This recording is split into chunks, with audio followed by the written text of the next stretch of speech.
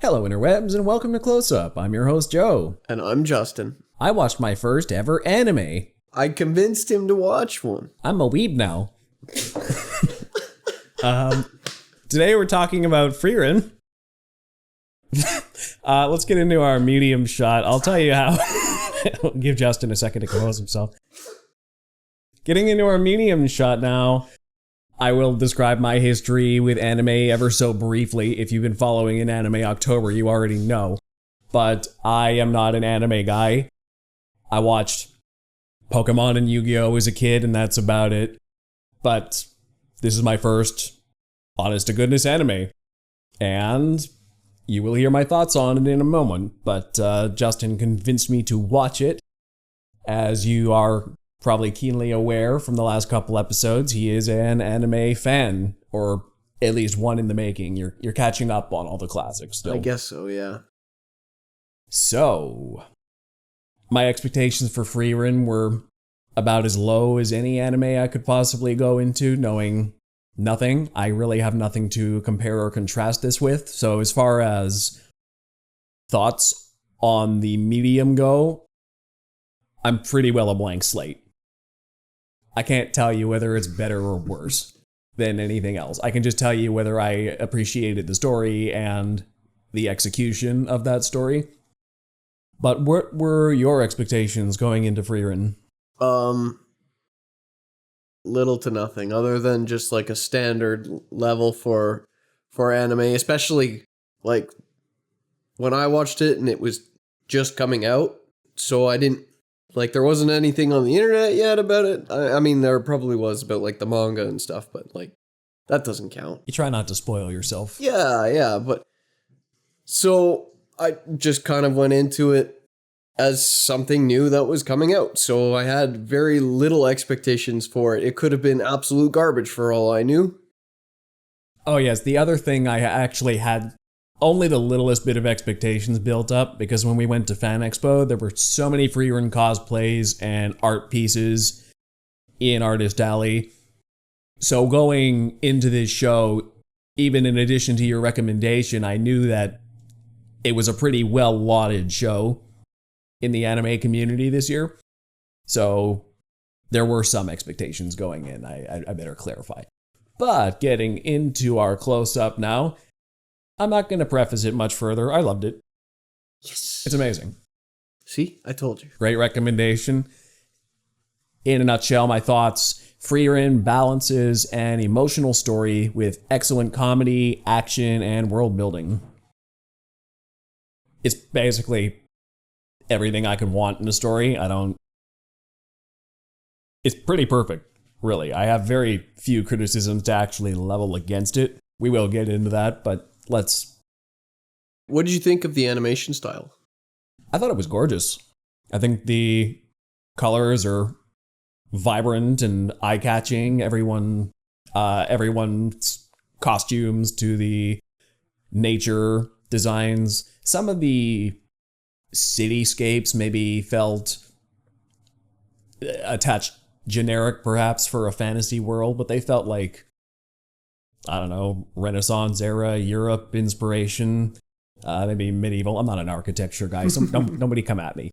But maybe the locales were like, okay, a little generic fantasy. But otherwise, the monsters were really cool. The demons, the battles were gorgeously animated. I love the way the magic in particular was represented. Especially, by the way, full spoilers for season 1 up to the first 28 episodes there. Especially in that battle at the very end where everyone was fighting the clone Frieren, and it was just Frieren on Frieren and just unleashing her magical capabilities. Mm-hmm. And that was where the real spectacle of the magic came through. I also loved the subtleties in the animation, which fully helped the characters come to life. The way characters physically interacted with each other, specifically.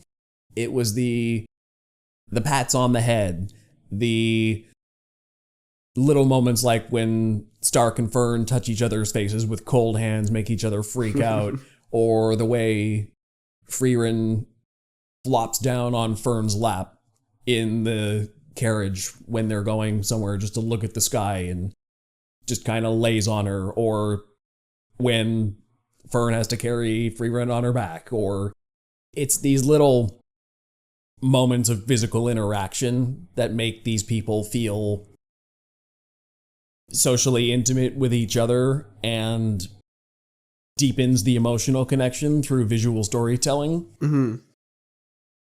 And it's also, I've seen some people speak to this online. I figure I better mention it as well, despite only noticing it a little bit.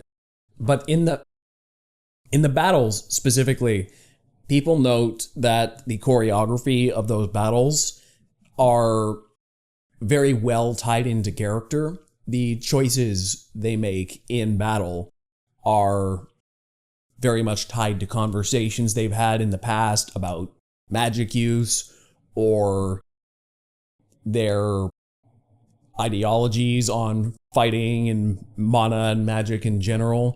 Just every little choice is well thought out on all aspects of the animation. Mm-hmm. Whether it's the downtime moments or the action scenes, the level of detail is very, very well expressed. And I like even the things that seem like they were cutting corners were just mildly amusing. Like whenever you see characters from a wide distance and their faces are just flat out missing. Yeah. Those I can live with. It's actually just a little bit funny. What were your thoughts? I think the show is gorgeous. Mm-hmm. I've now seen enough animes that I have something to compare it against, and this one in particular is really, really good looking.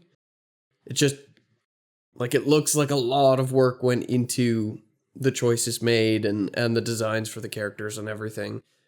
And it has a certain style that it holds throughout, but also I find sometimes the style changes when it's necessary. Mm-hmm. Like,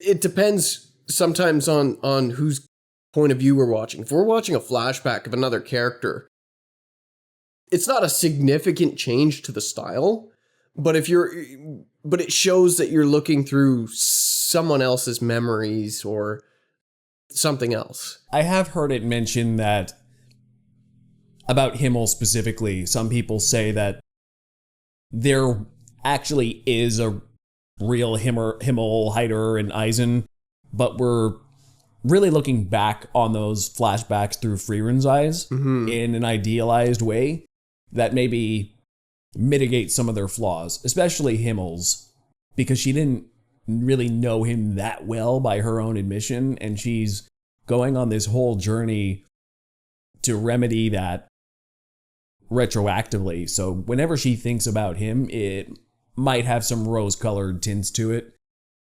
And that's the version we're mostly seeing of Himmel, is his good side, his wisdoms, his charming personality, his heroism. Well, I do think that's a core theme to the show is legacy you've left behind. And even in reality, that happens a lot where somebody who's gone, you know, the longer it goes, the more you only remember the good things that they did, basically.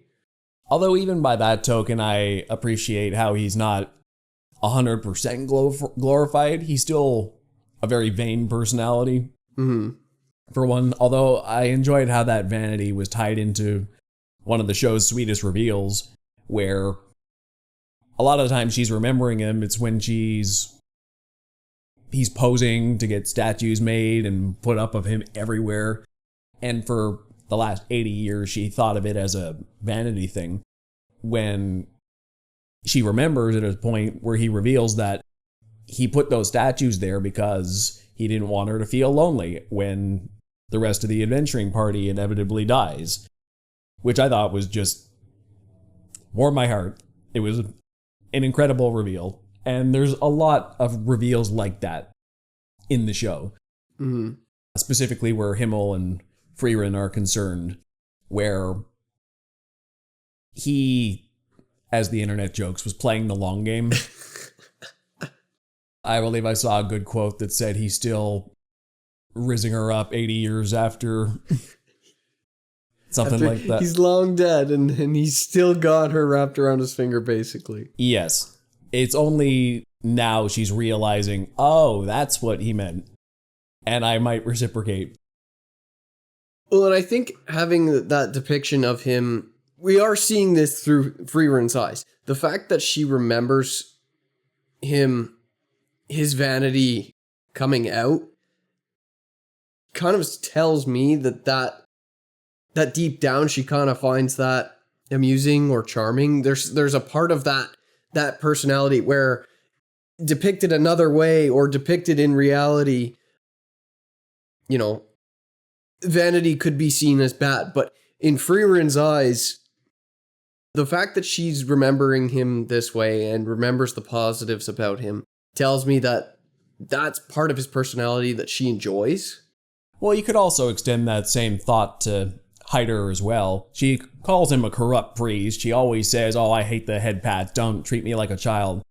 But also, that's mostly what she remembers about him, is being kind of a comical drunk. And their banter together, even on that 10-year journey, despite her not appreciating it, they had very good chemistry together on that journey. And Frieren is the chief distributor of head pats in the series. Despite not liking to take them herself, or at least claiming not to, she passes it down as a feeling of appreciation towards her fellow party members, because that's what she learned Hyder did that to her for. It was a form of, hey, good job. And so even though she claims to not like things or say, oh, you were corrupt, she kind of has a fondness for that. Yeah, her memory is definitely... So there are other clues to your effect. Yes. That vanity is something she remembers kind of fondly. Even I felt the fact that we do see a bit of Hyder and we see Eisen in real time, but they don't feel the same as when they're in their memories. You could argue that's because they're at an older state. It's been 50 years. I think some of it is that it is being tinted by being part of Frieren's memories. Frieren is a bit of an unreliable narrator in a way, but it's just I think that's part of the storytelling is the point, is that it's like, you know, legacy and the way people remember you is a big point. Like, even going to the old man who can't remember. Old man Bull. Yeah. So memory of people is a core concept to the show, I think. And that kind of thing plays with that. Yeah, and even Old Man Bull was starting to forget his wife by his own admission. Although there was that one scene with Frieren where he was nearly forgetting, like it wasn't the first time they met all those years ago. He was getting the two mixed up in the moment. But then it was later on when he remembered, you know, being with you last night jogged a long dormant memory of my wife. So it's also, to that theme, going back to the statues, a very similar thing. She sees these statues and she has flashbacks to it. So it's these little lingering reminders that jog dormant memories. Even if you thought you forgot, there were all these things that remind you along the way. And I guess that makes it extra sad for... there was that one statue of Kraft and his friend, and the story with that statue went, oh, these guys supposedly saved the world, but nobody remembers who they are. And it was only just by pure chance they looked at it and were like, oh, that's Kraft. We met him. So nobody's left alive to remember Kraft. He's just that old and doesn't really care to make an impact. But that's also another big theme of the show is about humility. Frieren saved the world. She defeated the Demon King along with her party, but everybody just seems to remember Himmel the hero. And even when she name drops herself or she's standing next to her own statue by happen chance, people recognize her. Oh, you're Frieren. You're like the greatest mage out there. That's crazy.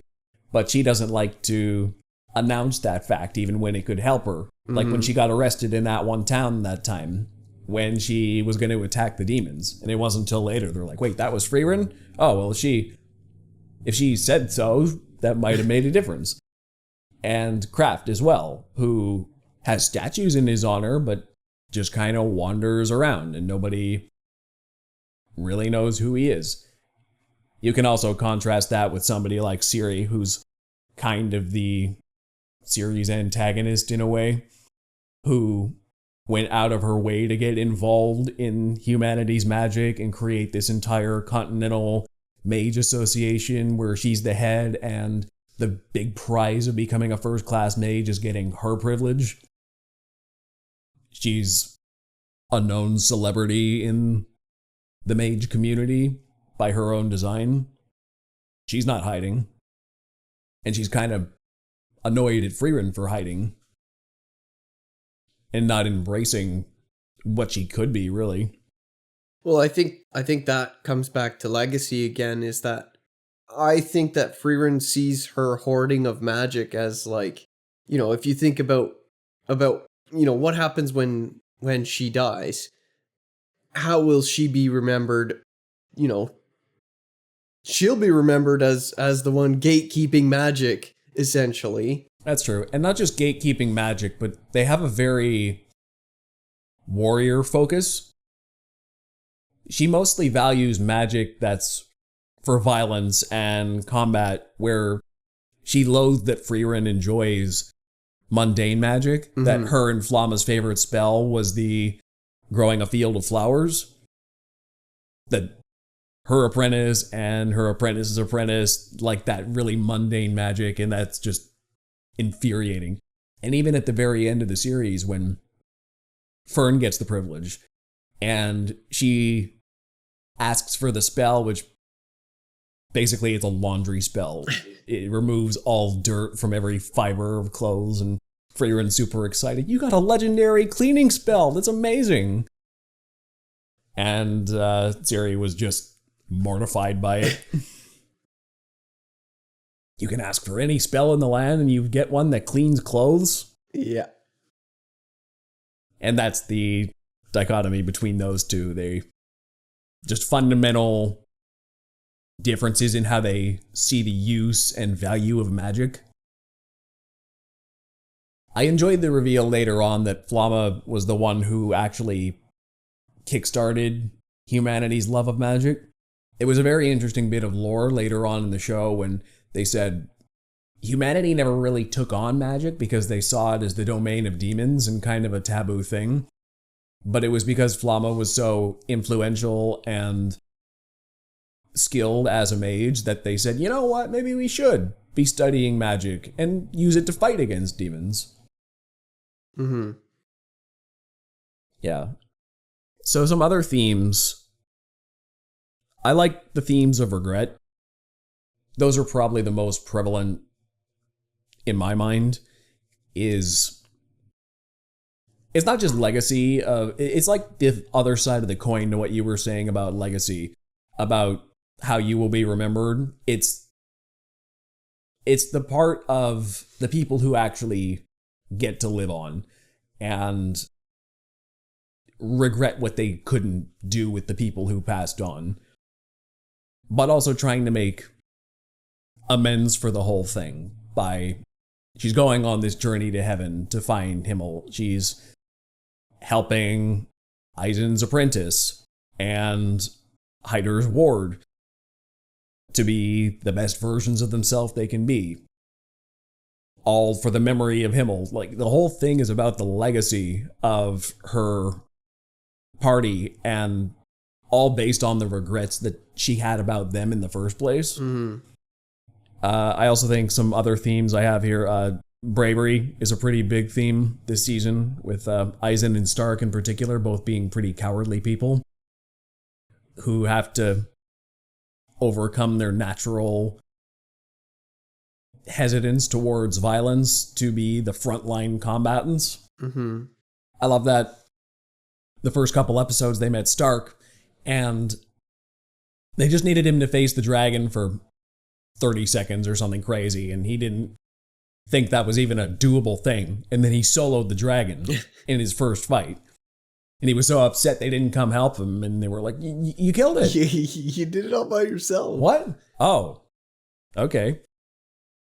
Deceit was another pretty large theme this season, where there was a lot of episodes that went into hiding mana and the words of demons being very deceitful. Demons only learn to talk so they can deceive or look like children. It was a pretty strong running current. And even Frieren herself, she even admits herself it's kind of against the spirit of magic and kind of cowardly herself to be hiding her mana the way she does, so that demons can't see her for how powerful she really is, to make them underestimate her. Seeing other people's mana is sort of a quick judge of, hey, you're really powerful, I shouldn't mess with you, in nature. And demons don't really conceal their own because it's just a natural thing. That's what they do. Whereas humans kind of use it as a stamp of authority, I believe they described it as. So when Frieren and Fern are actively hiding their mana so much that people can't even really tell they're mages a lot of the time, it's just kind of against the code of conduct.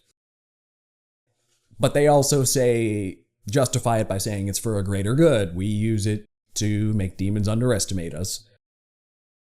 So we're fighting our enemy with their own tools, but hiding our presence. Mm-hmm. Which I love that scene when that's how Frieren beat Aura.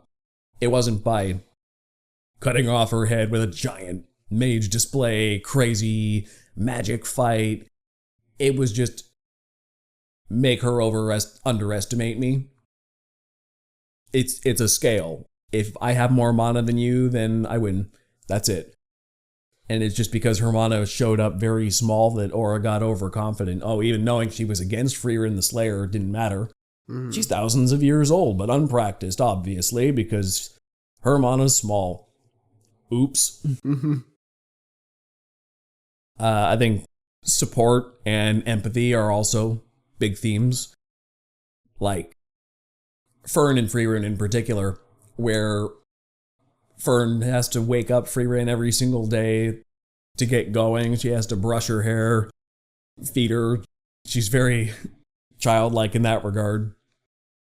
And Fern, despite being over 1,000 years younger, is the more responsible one. But she literally carries her on her back at multiple points. It's how far are you willing to go for your friends?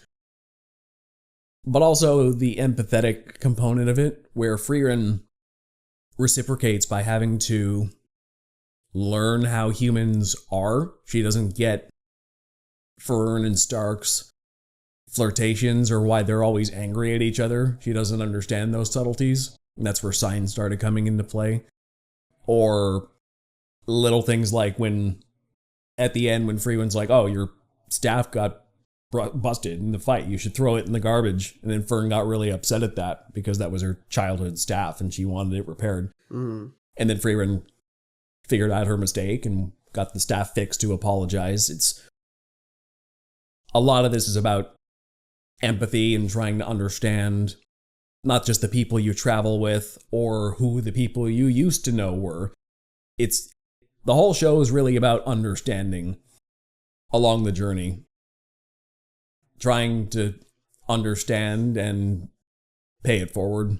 Well, and I think it's interesting that Frieren's a character who is so powerful and everything's so easy for her, but her fatal flaw comes in the basics, basically. She's not sociable. No.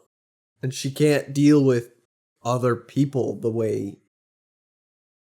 Yeah. Like, she's terrible with other people. Constantly. Yes. And I think that's what... This show is hilarious to me because if you were to pitch this show to a Western audience who's used to the entertainment we tend to get over here, I feel like everyone would hate it just immediately because it's like, hey, I have a show for you. It's about a bunch of strong women who can't be defeated. They're like the best fighters there are. Don't even try to contest them on the battlefield. And they're basically good at everything. And there's all these diverse sexualities which don't come up blatantly in the show, but they are there. And I'm like, wow, this show is super woke. Doesn't feel like it. It's just very well written. It covers up its social politics very well just by great character work. It's just not as in your face with it. It's not trying to make a point out of things. And it's also the fact that, going back to what prompted me to say that, it's the fact that they have more flaws. Frieren is the best on the battlefield. You cannot beat her. That is true. But also, she doesn't understand people very well. She's awkward. She's irresponsible. She sleeps in all the time. And her curiosity gets the best of her. How many times has she gotten eaten by a mimic just because a grimoire might be in it? It's basically every time. Every time. Because a grimoire might be in it. Like, it gets to the point where Fern looks at a chest and goes, no. But what if? Don't do it. But what if? Yeah.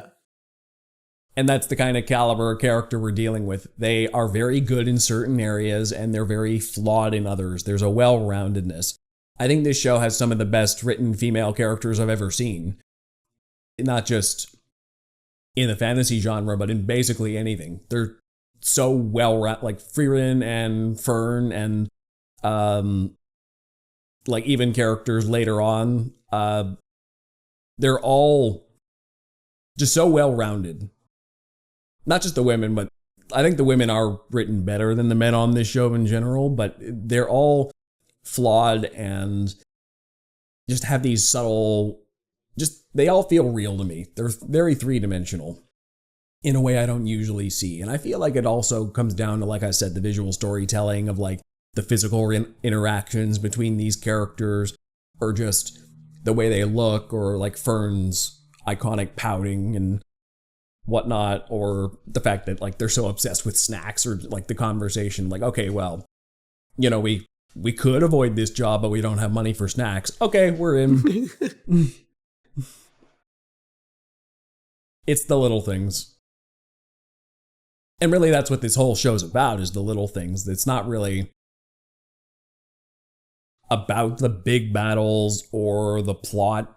Like, if I were to describe the plot of this show, basically nothing happens until the last 10 episodes or so, when they're like, I know the back half is, okay, we're actually in the competition now and more action is happening. It's got a bit of an arc there. Yeah, in the very last third. But most of it is just, we're going town to town, and it's not even really about fighting the monster. It's more about figuring out who my companions are and uncovering some lore and backstory about this world.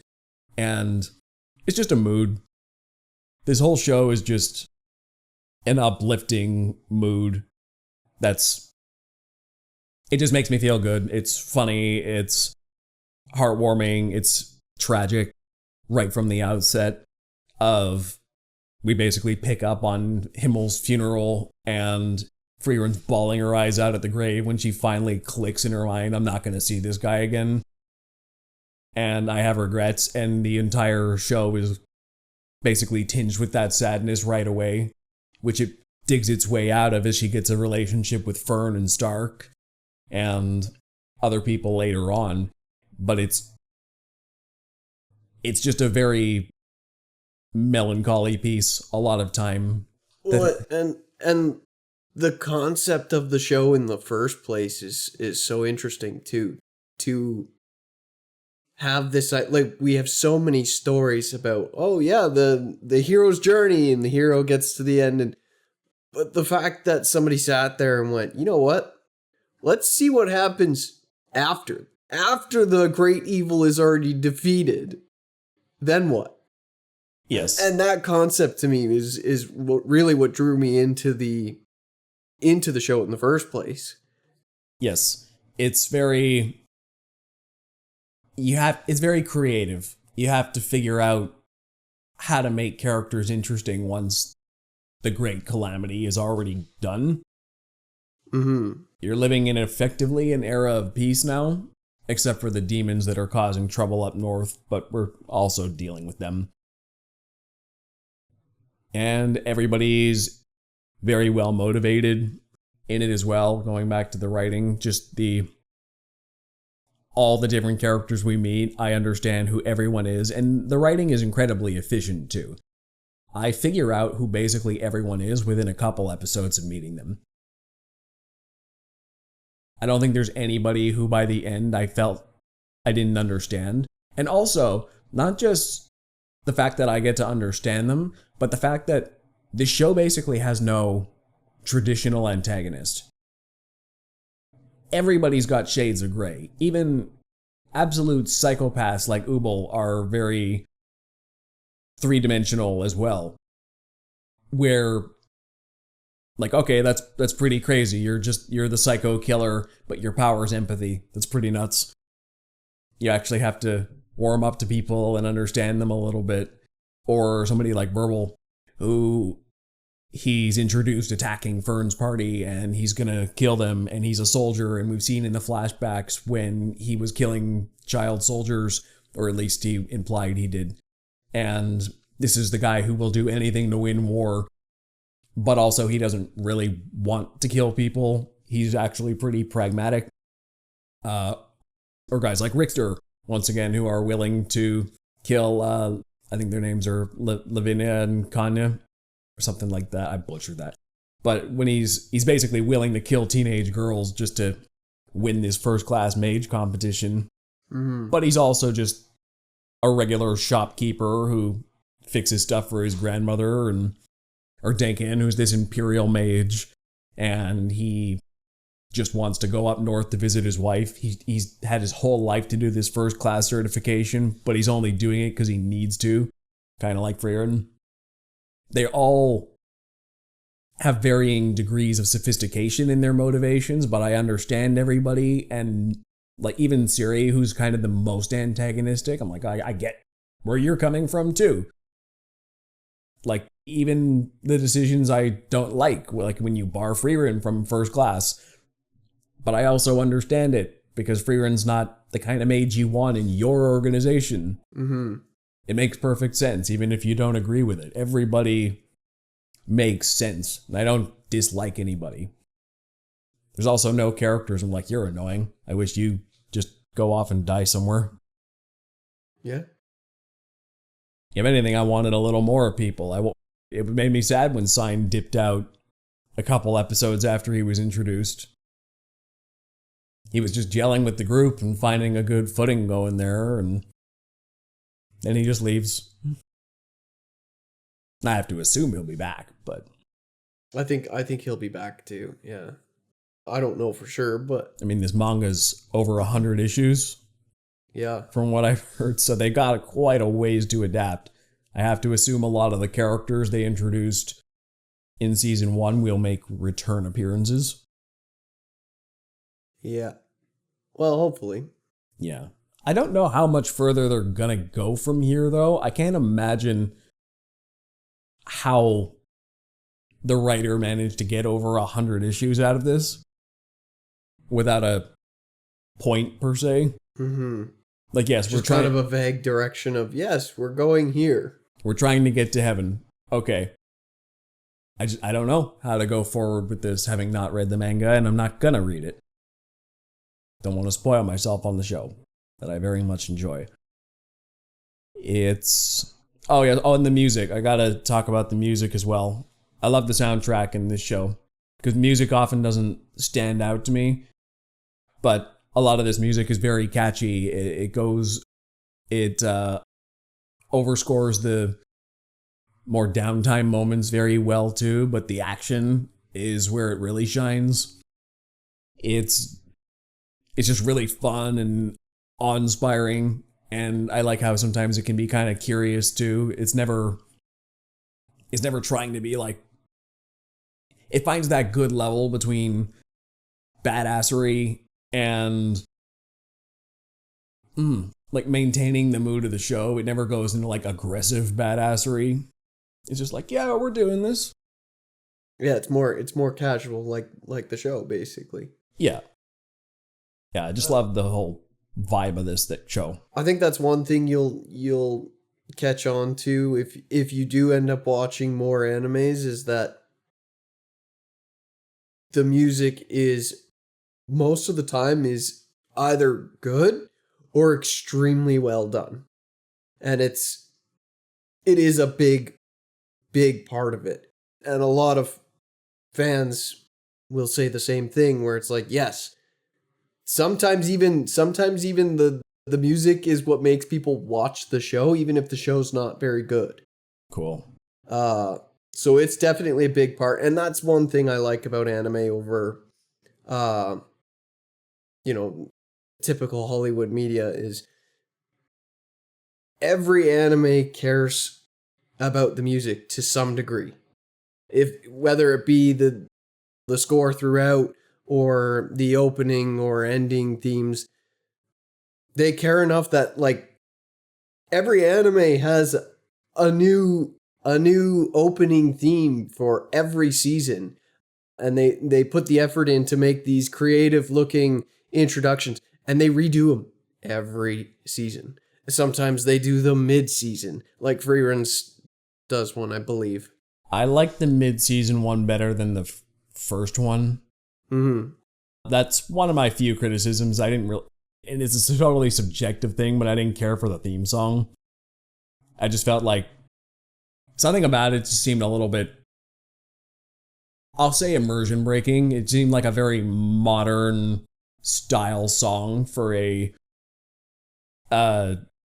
medieval Renaissance sort of era fantasy show. It just felt like didn't fit it to me. Like the lyrics did. The lyrics were very poignant and applicable, but just the tune itself, like, fine on its own, but just for the show, it didn't really work for me. Yeah, I can't even remember the main theme. The one I remember is the end credit theme.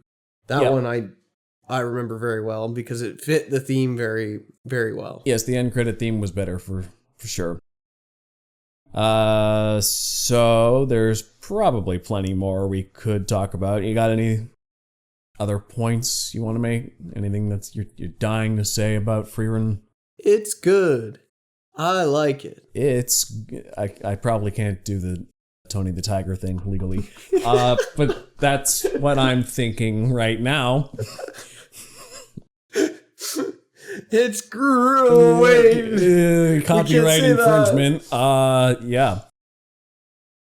I'll probably come back for season 2 and rant about all the things I'm forgetting to say now, but I love this show. It's everything I can want on TV. Great execution in everything, great characters, fantastic writing, just incredible writing episode over episode. It's just mind-blowingly good writing for me. I appreciate it a lot. Now that you've watched your first anime, how do you feel about watching another one? I'm hoping by the end of the month here, we are going to review our first Studio Ghibli film. My first, anyway. You've probably going to see whatever it is, whatever we pick. Otherwise, I probably will watch more. I got way too much in my own list to pick and choose one for myself, but like I'll probably review more for the closeup if there's any you happen to like coming out and I happen to have the service. Sure, fine. We might review some more going forward. I'm open. So we are winning you over. You're gonna be a weeb yet. Mm-hmm. That's so funny. Okay, so my final ranking, watch as soon as possible. Unless you really hate fantasy, this is a show that I think anybody can enjoy. Yeah.